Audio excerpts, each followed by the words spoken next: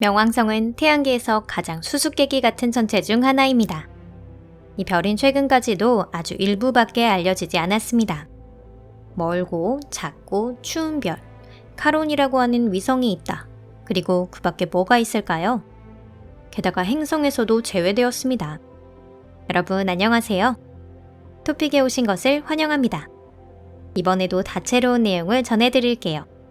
비교적 최근 탐사기인 뉴 호라이즌즈가 명왕성의 첫 사진을 보내왔습니다. 과연 어떤 것을 알게 되었을까요? 흥미가 가시나요? 그럼 바로 시작해볼게요.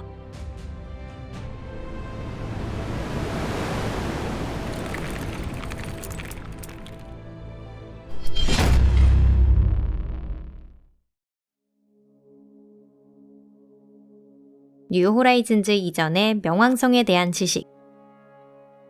1930년 로웰 천문대의 젊은 천문학자 클라이드 톰보는 사진을 비교해보고는 기묘하게 움직이는 별이 있다는 사실을 발견하게 됩니다.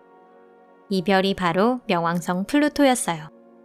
새로 발견된 행성의 이름을 고안해낸 사람은 옥스퍼드에 사는 11살의 소녀 베네티아 버니입니다. 명계를 담당하는 어두운 고대 로마의 신 플루토, 영원한 어둠에 잠겨있다고 생각되던 멀고 추운 별과 어울린다고 생각한 것 같습니다. 이때부터 20세기가 끝날 때까지 명왕성은 태양계의 제9행성으로 살아왔습니다. 사실 연구자들은 명왕성에 대해 많은 이상점을 깨닫고 있었는데요. 첫 번째는 지구보다 클 거라 생각했던 명왕성의 질량이나 크기가 달보다도 작다는 사실을 알게 된 것입니다. 두 번째는 궤도의 이상함입니다. 명왕성의 궤도는 황도면을 향해 기울어져 있습니다. 또한 해왕성과 명왕성은 3대2 궤도 공명을 하는 상태였는데요. 즉 해왕성이 태양 주위를 3번 공전하는 동안 명왕성은 2번 공전하는 것입니다. 두 행성의 복잡한 춤으로 인해 때로는 해왕성보다 명왕성이 태양과 더 가까운 위치에서 발견되기도 했습니다. 20세기 천문학자들에게 이는 특이한 현상이었죠. 명왕성의 세 번째 독특한 특징은 1978년 제임스 크리스티가 발견한 위성 카론입니다. 2005년 천문학자들이 2개의 달인 닉스와 히드라를 발견하기 전까지 카론은 명왕성의 하나뿐인 위성이라고 여겨졌습니다. 카론의 질량은 명왕성 질량의 12%입니다. 이는 위성으로서는 상당히 큰 비율인데요. 지구에 대한 달의 질량 비율이 겨우 1.23%입니다. 이 상관관계로 인해 명왕성과 카론의 공통중심은 명왕성 바깥에 있으며 명왕성은 카론을 향해 또한 카론도 명왕성을 향해 항상 같은 면을 향하고 있습니다. 이 때문에 많은 학자들이 행성과 위성이 아닌 명왕성 카론 이중행성계라고 불렀습니다. 이 모든 이상점들은 그 당시 학자들에게 통용되던 태양계의 상식과는 반하는 것이었습니다. 왜 명왕성은 이처럼 큰 위성을 갖고 이상한 궤도를 돌고 있을까? 이 머나먼 행성은 어떻게 형성된 것일까? 이러한 모든 의문에 대한 대답을 전혀 찾을 수 없었습니다. 명왕성 연구는 어떻게 진행되었을까? 명왕성은 언제나 천문학자들의 뜨거운 관심을 불러일으켰습니다. 1977년 발사된 보이저 1호가 명왕성 부근을 지나면서 관측하려는 계획도 세워졌었는데요. 하지만 결국 토성의 타이탄 조사 쪽으로 방향을 전환하는 바람에 기회를 놓치게 됩니다. 그 후 수십 년 동안 명왕성은 천체 망원경으로만 관측되었습니다. 1992년 인류는 최초로 카이퍼대 천체인 소행성 알비온을 발견하게 되고요. 그 후 비슷한 천체와 준행성이 몇 개 더 발견되었는데 그 중에는 명왕성보다 조금 더 작은 앨리스와 오르쿠스도 포함되어 있었습니다. 태양계의 이 부분에 그런 천체가 하나만 있는 것이 아니라는 사실이 밝혀진 것이죠. 이것이 2006년 행성의 수가 8개로 돌아온 수많은 이유 중에 하나랍니다. 명왕성은 준행성으로 강등되었습니다.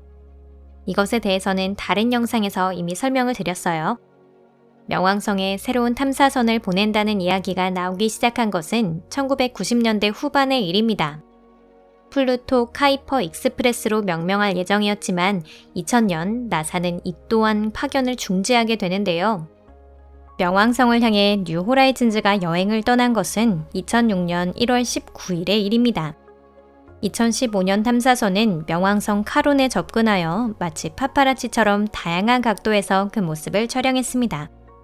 데이터 전송 장치의 열화는 탐사선이 감내해야 할 중대한 문제 중 하나였습니다. 뉴 호라이즌즈는 목성 부근에서는 초당 38kb로 정보를 송신했고요. 하지만 명왕성 궤도에 오른 후엔 이보다 훨씬 느린 초당 768bt로 보내졌습니다. 여러분이 인스타에 몇 장의 셀카 사진을 올린다고 가정했을 때 만약 그게 23MB라면 업로드에 수시간이나 걸리는 셈입니다. 덕분에 명왕성에 대한 정보가 지구에 도달하기까지 1년이 넘는 시간이 걸렸습니다. 나사 과학자에게 인터넷이 너무 느려서 새 게임을 다운받는데 반나절이 걸렸다는 얘기를 한다면 웃을지도 모르겠네요. 명왕의 촬영회.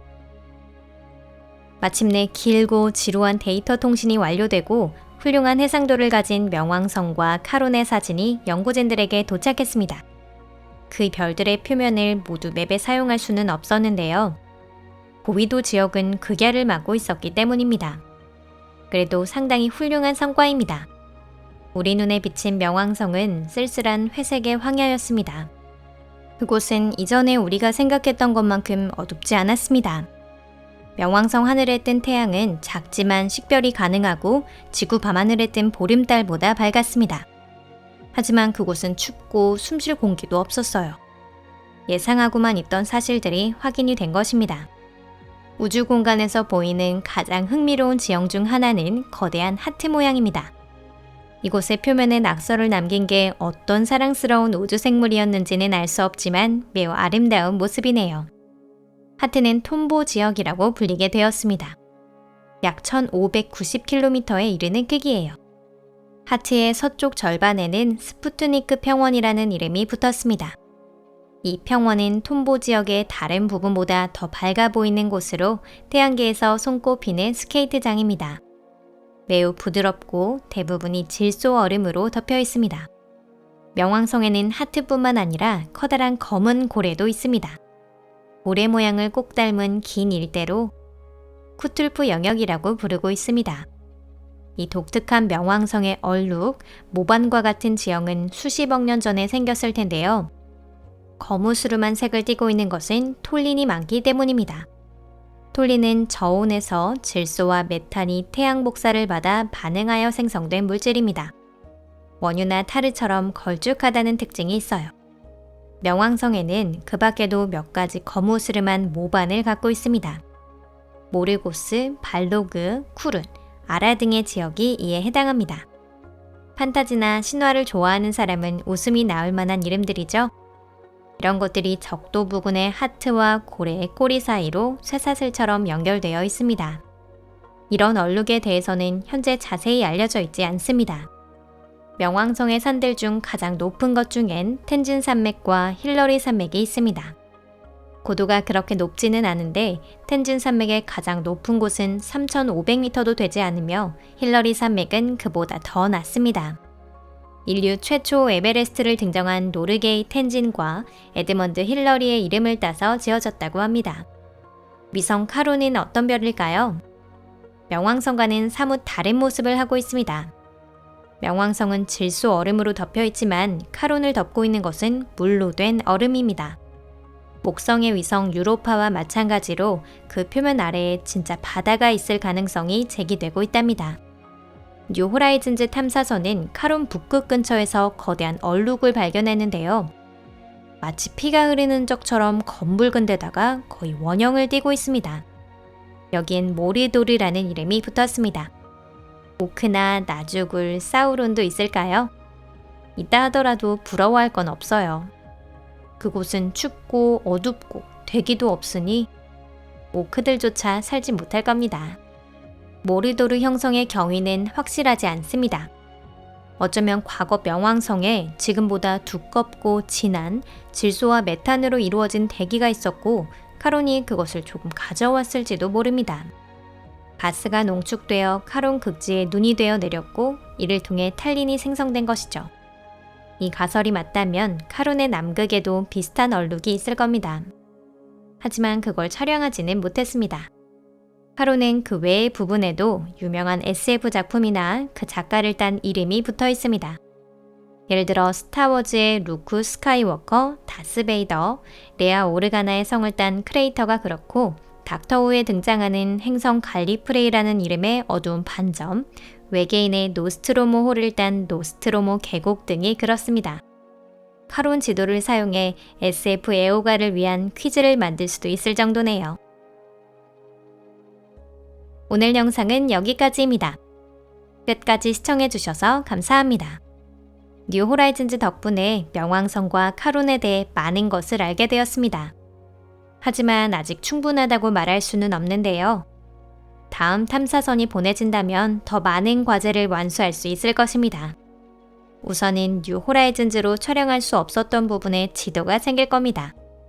수많은 놀라운 발견들이 우리를 기다리고 있습니다. 앞으로도 계속 시청해주시면 감사하겠습니다. 재미있는 영상을 놓치지 않도록 채널 구독도 부탁드려요. 그럼 다음 영상에서 뵙겠습니다. 안녕히 계세요.